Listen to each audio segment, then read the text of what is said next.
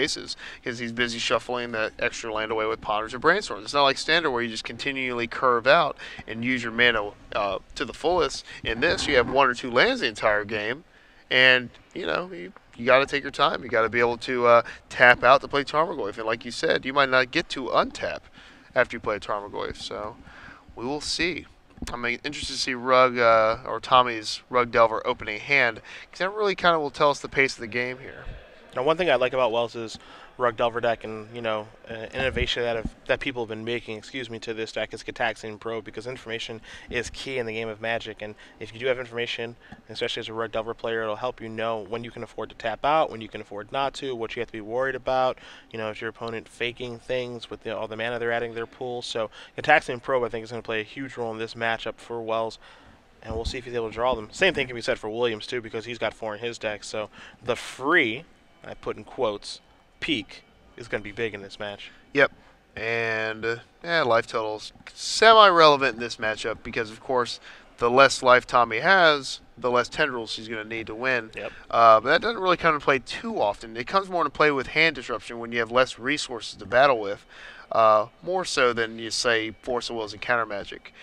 Pretty much Avery's got the main deck necessary to get through that. He's going to have Duress, a 4 of. He has Therapies. He's got ways to pull out those counter spells and able to go off through them. So, well, Tommy Wells is going to take a mulligan down to at least 6 cards here. And, of course, don't forget our other matchup on the other side, my friends. We've got our 2 seed, Ty Thomason, playing blue-white Stoneblade against White Archer. Our 3 seed, playing blue-black Death Shadow. And as we do find out what's going on over there, we'll certainly let you guys know, because the winner of that match is going to play the winner of this one. oh, yeah. So, 6 cards. Let's see if Tommy has a little bit better luck here. Finding out right now. Taking a look-see. Kind of deciding whether or not to go to 5 or not.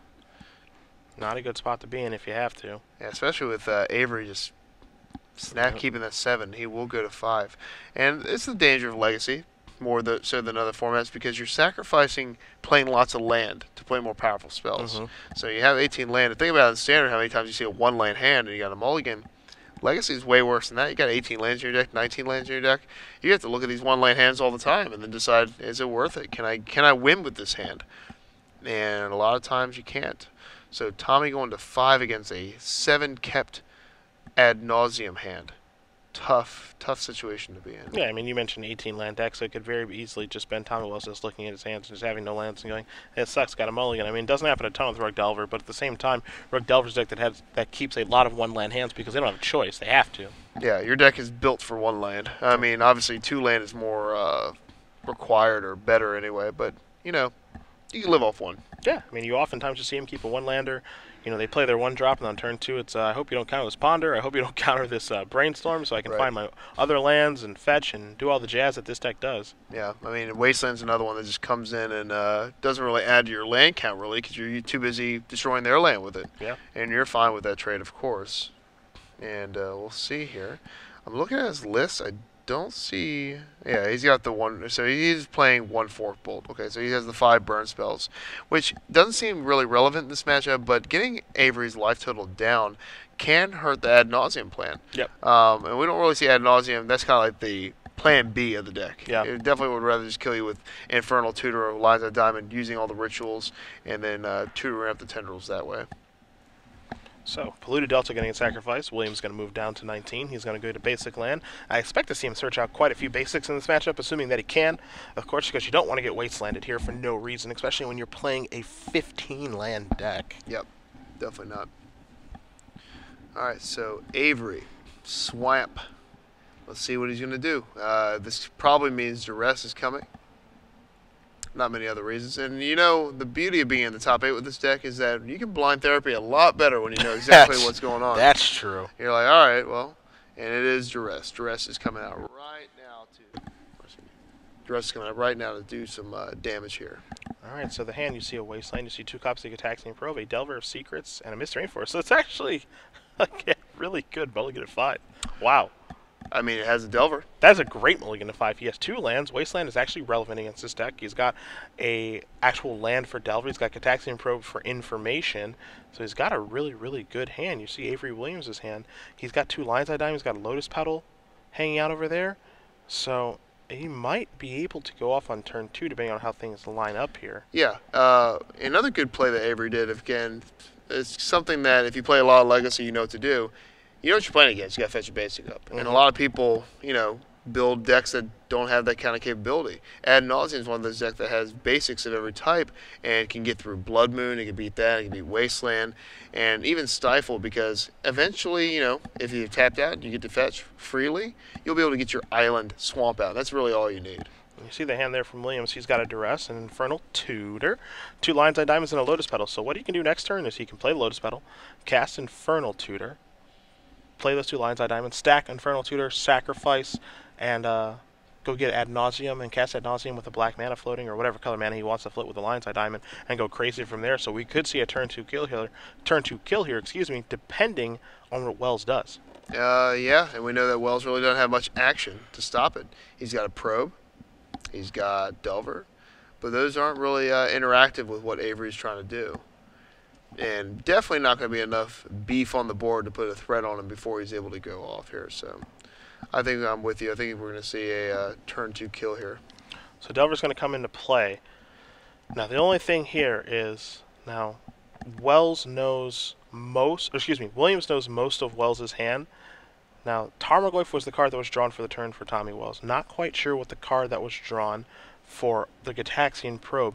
Now, the one thing you have to worry about here is, did he just draw Forcible plus a blue card? Did he draw Daze? Do I go for it anyway? I mean, the guy's on a mulligan to 5, and I duressed him. He didn't have anything then. So is it go time, or do I wait and just duress him and then wait and then go for it next turn? I think you can go either way. I don't know. I love going for the Gusto. I mean, he has 2 unknowns. He could have drawn Force plus blue card. It would be real bad. I think this hand can beat Daze. I don't know. What do you think? I think I'd go for it. That's just because I love going for it. You know? But he's not really any real danger, so duress would be a fine play too. Yeah, that's the thing. He's not underneath like a significant amount of pressure where he has to rush. That's not where he's at in this game. Yeah. So he could very easily just go, all right, duress you, and then find out what the opponent has, and then just move forward. But then he'll have that always in the back of his mind of, okay, well, Wells is going to draw a card first turn. Well, what was that mystery card? Yeah. So he's always going to be a little bit gun shy. So let's see what Williams wants to go for here. I think he's going to go for it. Here's a Lotus Petal. There's a Lion's Eye Diamond. This feels like going for it to me. This feels like going for it to me as well. Lion's Eye Diamond number 2 is the 3rd spell. Lion's Eye Diamond number 3 is the 4th spell. So now he's going to sacrifice that Lotus Petal. He's going to add some mana. He's going to play Infernal Tutor, that on the stack. Let's crack some diamonds. Yep, and he can crack all 3, but I'd rather crack 2 here. See, and make sure nothing disastrous happens. Yeah, because there's a chance that he may need to empty his hand again for some mana. So he's going to crack 2 of the diamonds. Infernal Tutor is going to resolve Hellbent style. So now we're going to go Demonic Tutoring. Keep in mind that he does have 6 mana floating. We'll see what colors he chose to name. Of course, black will be for one of them, and we'll see what the other one is. So he's going to go 6 black total. I mean, he could just chain Infernal Tutors here and then Tendrils. I think he might have enough mana to do that. He only needs to do it for 9 copies. Let's see, how many? That was 6 spells, right? Well, he's got 5 spells in the stack so far. He's got Lotus. Spell. He's got Lotus Petal, triple Lion's Eye Diamond, so that's 4. And Infernal Tutor is 5. Ad Nauseam will be spell 6. All right, he could. Let's see, with 6 mana, 6, 7, 8, 9. He could have had total Infernal Tutor. He could have used 2 more Infernal Tutors, putting him up to a 6, 7 spell. Then the Tendrils would be 8. It wouldn't be enough. Yeah, 1 short. And that's kind of a cool interaction I've seen on the deck too. A lot of times, just to get that additional spell, you can Infernal Tutor for an Infernal Tutor, and then get the last card as long as your mana is pretty good. So, but he will Ad Nauseam here. Pretty safe at 19 life, I'd say, with a bunch of mana floating. All right. Showtime. Up, and there's Tendrils. All right, so take 4. The mystery's gone. Oh, boy. Oh, wow. Oh, my goodness.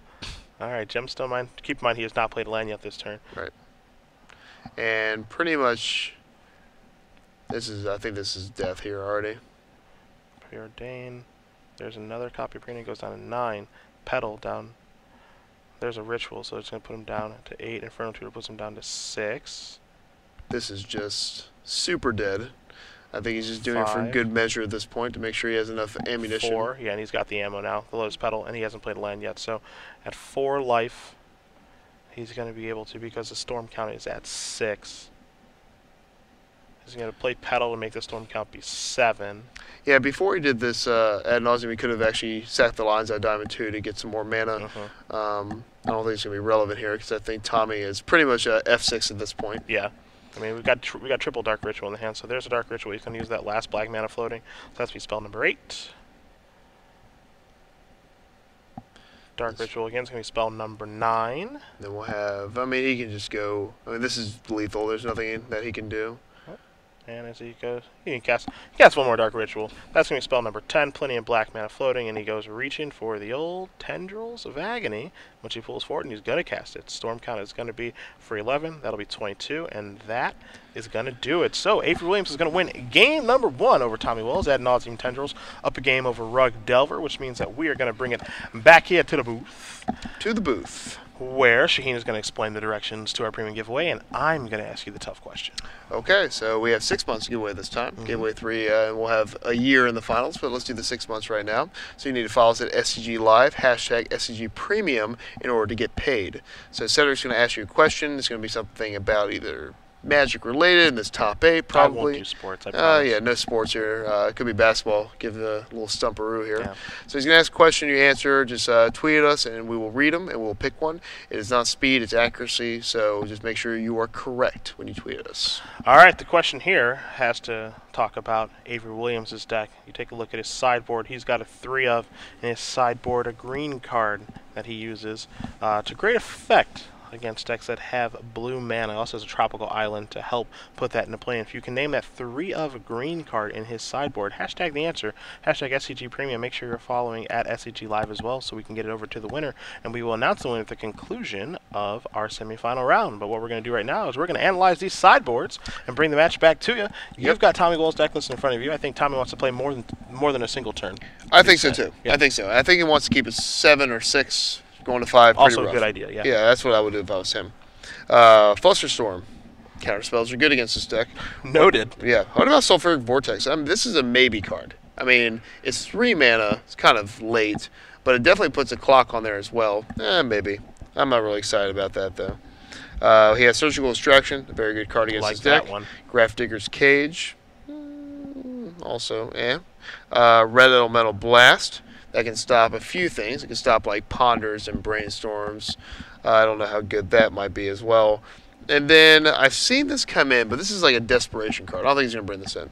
I've seen Ancient Grudge. I've seen Wear and Tear is brought in against the Storm deck to maybe catch him off guard with the Lion's Eye Diamond. I don't know. It's, again, one of those tough things to do. You got to get real lucky in order to hit it. And you got to make sure, you got to kind of have to bank on a play mistake there as well, too.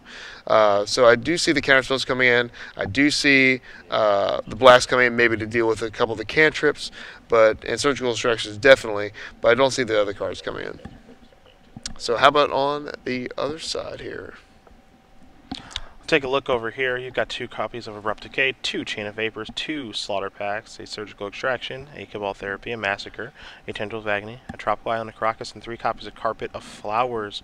I expect to see Carpet of Flowers plus Tropical Island come in here as it's a way to generate mana off of a deck that's going to have some blue lands. So, you're not so reliant on those rituals resolving. The rest of these cards, I don't think a ton of them are too exciting. Cabal Therapy will go along with the other discard here too. Don't think you're going to need that second copy of Tendrils of Agony. So I think it's just going to be the Carpet, the Trop, and the Cabal Therapy that do come in here to assist Williams, who again is up a game. And don't forget about that other match on the other side between Thomason and Archer. As soon as we do have results between the old blue-white Stoneforge deck and blue-black Death Shadow, we'll bring them to you. All right. Ad nauseum. One of these decks that, again, super old deck. These Storm decks have been around since the beginning of time here. Well, beginning of real competitive broken Storm time, anyway. And we've seen bannings with Mind's Desire. Obviously, in Legacy, that card can't be around. It'd be way too unfair. But I don't know if you remember. I do know you remember. Back in the day when it was extended and just dominant and extended. Mind's Desire. You had early harvest with Mind's Desire. You had all these different combos that go with it. Star Wars Kid, a guy from our area as well, the East Coast. Chris McDaniel. Yeah, did very, very well with it, almost winning a Pro Tour with it. And Storm is just an inherently broken mechanic. And you don't really see any reprints of, anything reprinted that would be anywhere near the old Storm cards. I mean, you had, like, things that bounced a bunch of things, or things that blew up a bunch of lands. You had Grape Shot. Nothing exactly broken like the original Storm series here that we see. So Rug Delver being on the play this time. Hopefully he gets to keep a good solid 7 here, and we'll see what goes on.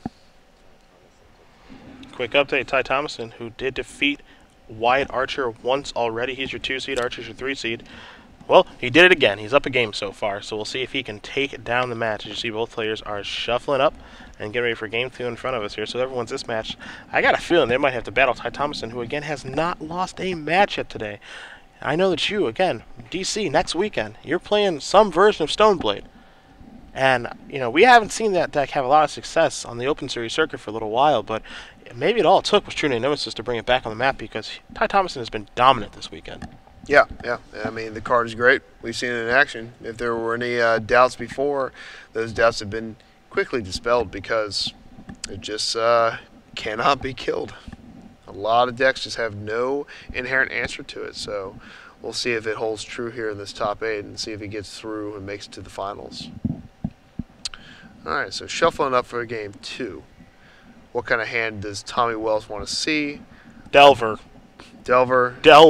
Force of Will. Counter spells of some sort as well.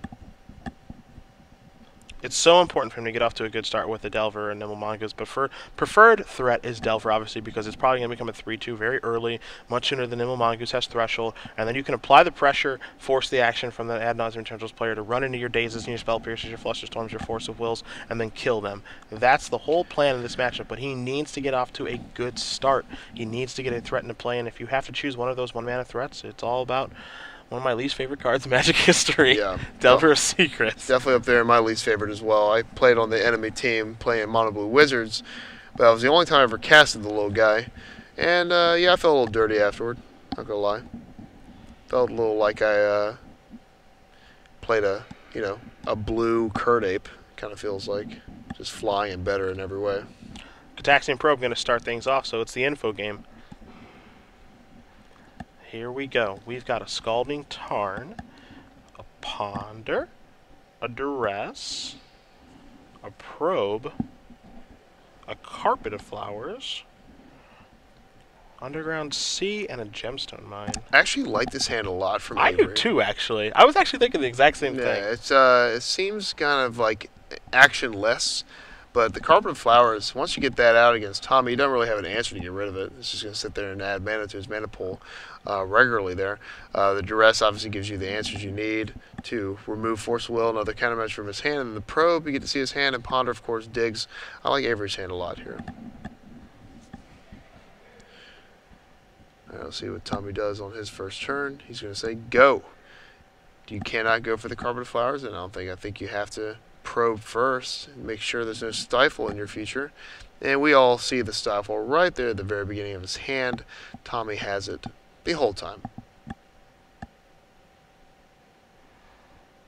So Probe to begin. Now what exactly is Wells going to do, because he doesn't have the 1-drop. And you can tell he doesn't really want to give away his hand, dude. He's got like a Red Elemental Blast there too that looks like he wants to kind of cast. It looks like he's hiding the Stifle. Yeah. Put it in the middle of my hand there. Yeah. You're going to have to show it. Yep, and he does. All right. Oh, lots of Stifles. All those Stifles. So here we go. We got a Pierce, a Daze, 2 Stifles, a Reb, and a Ponder. But what Tommy needs is he needs a threat. Right. I think Avery will gladly play Draw Go with you, because once he draws like a Cabal Therapy or just has a critical mass of mana he'll be able to get through all that counter magic. Because the funny thing about Storm, counter spells against Storm, don't typically do too hot. You got to counter actually the things way before the Storm, the mana sources themselves.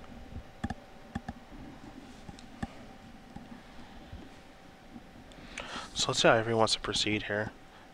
Because he wanted to establish that carpet on turn 1, which he still can do with the gemstone mine, but he wanted to do it with a fetch land, go get a tropical island, put it in that way. Right.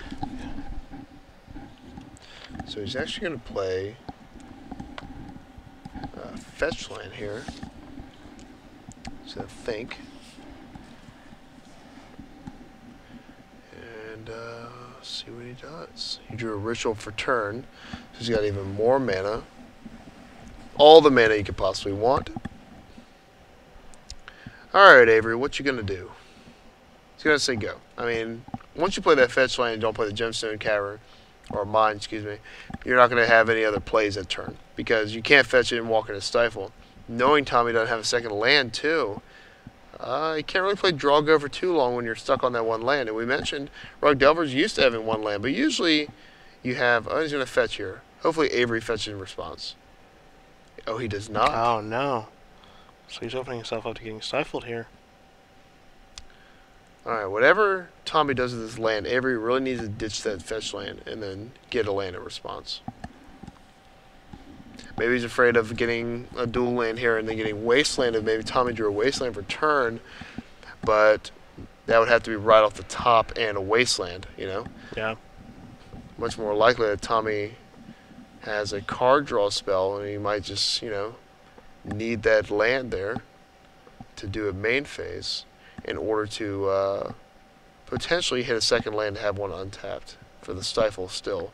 So whatever Tommy does here, Avery needs to fetch in response to dodge Stifle land here. So let's see what Tommy wants to do. Because, the other thing, too, here is that because Williams does have some more lands in his hand, now here's a Ponder. And he says 1 second. There we go. I think, yeah, it is time to fetch. Okay. The other thing, too, is that, he could have been leaving that fetch land there, and this is kind of wishful thinking, but, to say, hey, you can stifle this so I can work my way through stifles. That's the other thing, too. Right. Stifle gets pretty bad against this ad nauseum deck. It does stifle the Tendrils ability, but by the time they're doing all this stuff, you pretty much therapy out of their hand or duress it. So it's not one of those things. I don't even know if I'd leave all my stifles in because every Stone's guy has a few basics. I guess it is necessary to just try to get that fetch land right off the bat. But against this deck, you're pretty much hitting fetch land or bust. Can't hit lines on Diamond. Mana ability. You're never going to get this. It's like so unlikely that you're actually going to, they cast Tendrils for lethal and you stifle the Storm Trigger. That just doesn't happen in the real world. No, it does not. Alright, no, so Ponder's going to resolve. Now, Trick Bind. Heyo. That'd be something. That costs 2 mana. That's about a 2 mana spell in this deck. It's like 5 mana spell. So. Let's see what Wells wants to do with this Ponder here. Going to consult his hand before deciding if we're going to keep the Ponder or are we going to shuffle up. He's got land, so he's not shuffling anything. Alright, keeper.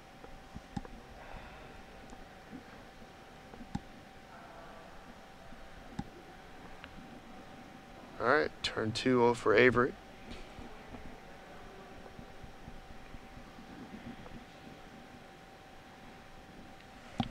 So let's see what he wants to do on his turn. Again, it's like walking on eggshells. You got to make sure you get everything right. But the difference here, as he's going to play Underground Sea, is that there's no clock out there. And so that's the big problem here for Wells, is that his hand is like, all this reactive permission. But at the same time, again, for Williams, it's just, okay, I can navigate my way through that. It take as long as I want to, so long as you don't actually have a threat pressuring my life total, I can set it up and just do whatever I want. So Wells needs to find a Delver, a Nimble Mongoose, or a Tarmogoyf. He needs to find one really, really fast.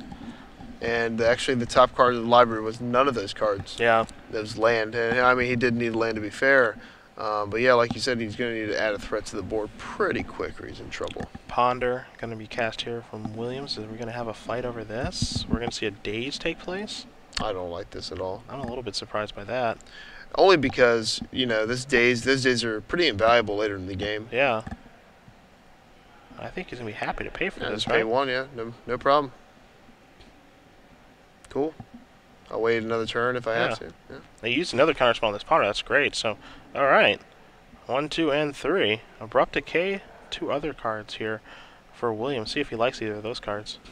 You know, the more I'm watching, the more I like True Name Nemesis, and the more I'm watching, the more I dislike Daze in this format. And we've seen Daze kind of fall short, not even in this situation of dazing, the one-mana spell. It's just like, once you know it's in the deck, it's so easy to play around it. Yeah, that's the problem that I have with Daze. I think Daze is just like a really, really easy card to play around, and I've always felt that way. And also, if you want to get dazed, you can play a game in such a fashion that you do get dazed, and then put them behind on lands. Yeah. You can just run your spell into Daze, have it get countered, which is fine because all you care about is like time walking them on a land drop, Right. and taking the initiative back.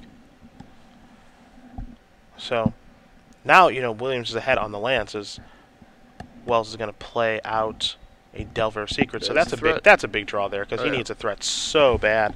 As Williams is going to untap his lands, take a draw, draws Abrupt Decay, so he can actually slow down Delver here and make it so that Wells has to draw another threat. Abrupt Decay is a surprising one. I guess you see the deck list and you know that Grafdigger's Cage is a problem, but it does kill Delver here as well.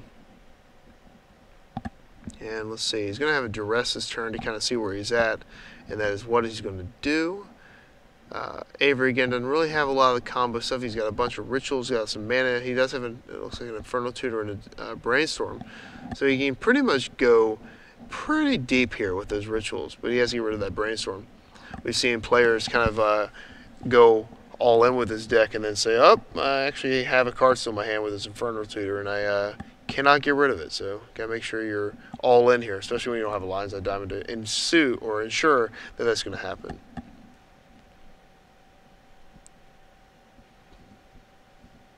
Alright, so he's going to Spell Pierce the Duress. I think you pay. Just pay 2. Yeah. I mean, yeah, it sucks that you have to, use a Gemstone Mine counter to do so, but again, you don't let these cards be hard counters. That's the thing. Like, yeah, I just want to pay again and just take a look at his hand and see what's going on over there. That's all I want to do. Who cares?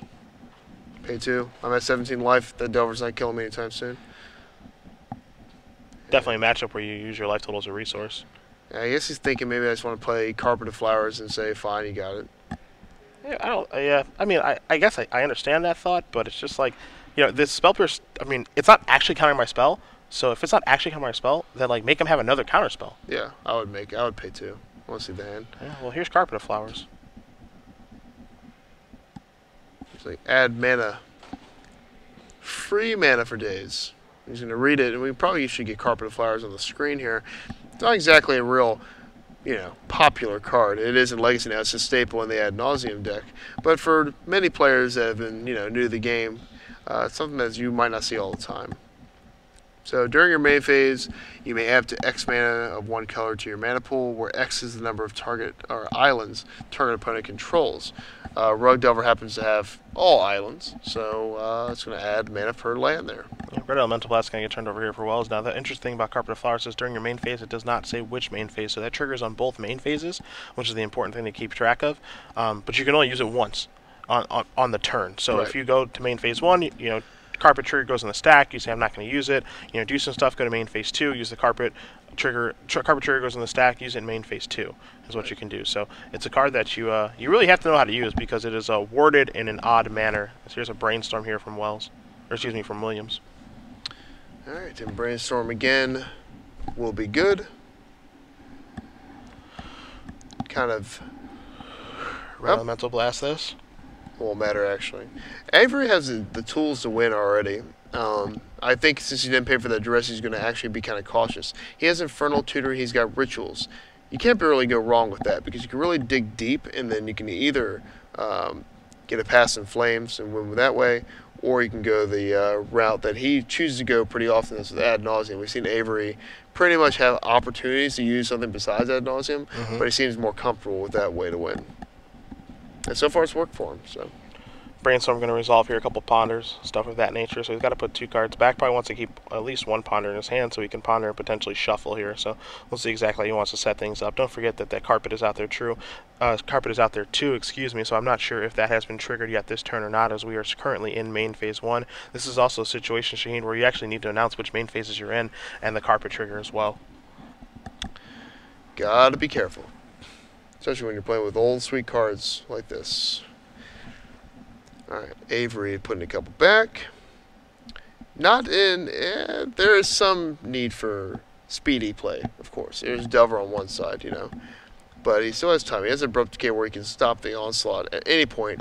Cannot be countered. No big deal. Alright, another Carpet of Flowers. So this is lots of mana here. And is he going to abrupt decay here? And he is. Okay. So abrupt decay. Buying tons of time for Avery. And now there's pretty much no pressure. Alright, Ponder from Tommy. And look at 1, 2, and 3. I think that's a Nibble Mongoose. And a couple cards you can't see too well. Alright, so Nibble Mongoose, Rethreat, huh? But he tapped his Trop Island, so the green is tapped, so he's unable to win that way. Or, excuse me, resolve it that way. He still has a Stifle in hand. Here's another area where Stifle's has been pretty underwhelming in this matchup. Yeah.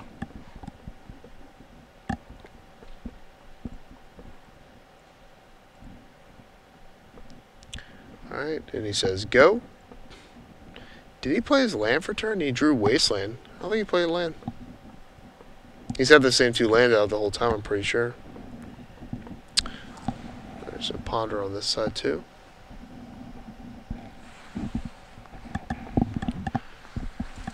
Alright, just building and building. Adding cards to his hand here, more rituals and duresses on top. And he will duress here. I think this time we're actually going to see his hand. Hiya! Wasteland. Jeez, that's a lot of Stifles. Whew. Oh my lord. That is just... Cabal Therapy, where are you? That is just too many Stifles. That is a lot of Stifles. And I think he could have played the Wasteland that turn too. And he kept the lands on top. He kept the 3 on top with Ponder. So I wonder what card he actually wanted from those. Maybe he's hiding the actual card on top. Take a single Stifle. I feel like I want to take the Red Blast there. And the reason is because, like, you know, I have Therapy in my deck. I've got 2 of them and then an additional 1 in my sideboard. So I mean, assuming that those are still in the deck, I just want to draw towards one of those. I'll just take it because 2 Stifles, same as 3 Stifle. Yeah, that's how I feel too. Yeah, you got 1 Stifle, you got 2, you got 3, all same. Yeah, too many Stifles here.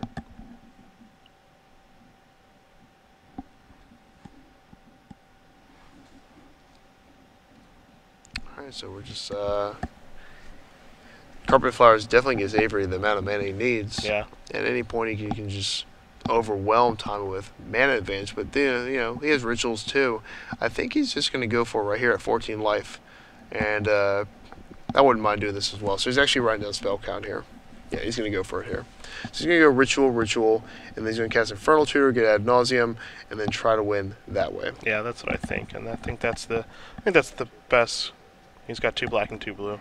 So I think that's the best course of action, because now he's just kind of a boatload of mana, and what he can do is he can go, as you mentioned, Cabal Ritual, Inferno Tutor is going to be Hellbent, go get Ad Nauseam, do the Ad Nauseam thing, find a Cabal Therapy, take your Stifles, and kill ya, assuming that everything goes right, obviously. Right. He doesn't kill himself with Ad Nauseam, so he's going to keep track of Storm Count and the mana and all that jazz. Yeah, 14 is a pretty good life total. Agreed. Should be fine. Oh, so there's your Eye Tutor. And he knows the coast is clear, obviously, because he knows the hand from the duress. Yeah, I mean, just a handful of Stifles and Blast. It seems like he did board in the Blast, but again, the Blast don't really counter anything besides Brainstorms and Ponders. So I don't know if it's a good card in this matchup, or good enough, if you will. Past in Flames. I guess he's just going to Infernal Tutor again. That's fine. But it's definitely wasted a decent amount of mana here. A little surprised to see him go get that. I don't have a great look at what's in his graveyard, so we'll see what he's got. I mean, he's just gonna re-ritual and then Infernal Tutor once again. I guess the other thing he could do is he can make more rituals, and then I think there's 2 duresses down there, so you can go take your stifle, cast Infernal Tutor, and then and then go get tendrils. So I think that Past in Flames is good enough to get the job done here. I think so too. So he's gonna add a red with the Gemstone Mine. Yep. So Gemstone Mine's gonna go bye-bye. Which that could actually be important for threshold purposes. I'm pretty sure he has threshold, but you know, because the cards are going to start coming out of the graveyard now, and we don't have a great look at how many cards are down there, think there was a decent amount, so Yep. there's a ritual.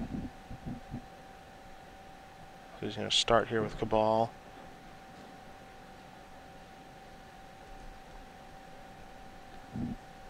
And he's going to fire off another Cabal ritual that he brings to the forefront. Plenty of cards in the graveyard too, and he's got those 2 duresses down there. So I think, assuming that everything adds up correctly, there's 2 stifles in the grip. So that means 2 duresses take the 2 stifles, and then I tutor and goes and gets tendrils, and tendrils is lethal. You see he's making sure he's got the necessary mana floating and spell count and all that stuff. So definitely take your time on this one. Yeah. You want to make sure you get it right. Let's all calm down and relax. Let's all be cool here. Yeah, we are a few spells away from making the finals for what obviously is a pretty young kid right here. Yeah. Playing Storm deck. He looks about 13, 14, so. I'll take the over. Take the over. I think right now we're looking at a 16-year-old Avery Williams. Oh, okay. Definitely better than at Magic than I was at 16. Yeah, same. Yeah. Same. I could barely, scrape together a 60-card deck. I was about 71-card deck around that time. You go big or go home. Oh, yeah. I like your style. I want to play all my cards. I like your style. That's my 6-card minimum. I mean, do you go the minimum speed limit when you drive? Dude, he's 19. 19? Heck, no way. No way, yeah. Just challenge that. No way. Come on. It's unbelievable. And look at his occupation. He's actually making fun of himself from the feature match earlier. It says he's a punter as his occupation from that mistake earlier. It's good to see that he bounced back from this, though. Yeah. And again, he's a couple spells away from potentially making the finals, as long as he gets all the math right here. Because, again, we don't have a great idea how much mana's floating. But I think, and he's taking his time here, so he's going to duress, say, okay, give me your stifle. And this is what I thought was going to happen. So, duress, give me your other stifle. Yep, I'll take all your stifles. Because you are not touching my tendrils. Your red elemental blast does not matter. And so now there's your infernal tutor. I got no cards in my hand. Pretty sure this tendrils is for 100,000. Yeah, this is definitely more than 17. Yeah, I mean spell count was at 6, and couple duress. Yeah, I mean infernal tutor. Yeah, and I don't know if he counted the Cabal rituals in there, but if you count duress, that's 8, infernal tutor's 9, and the tendrils is 10. So we're doing more than enough damage, and that is going to get the job done. So Avery Williams with Ad Nauseam Tendrils is going to defeat Tommy Wells. Yep. 2-0, and that means Ad Nauseam Tendrils is moving on to the finals. Again, Tommy Wells was our player who had 2 losses, so kind of playing with some house money there. Yeah. Making the top 8 with his good tiebreakers. But at the end of the day, his run ends in the semifinals, and that means, again, that Avery Williams is moving on to the finals. The sheet of paper says he's 19. I don't buy it. I don't buy it either. And, like you said, on house money, X and 2 making top 8, you got to feel good. Absolutely. I don't care how I do in the top 8. When I'm X and 2, I'm ecstatic for sinking. For sure.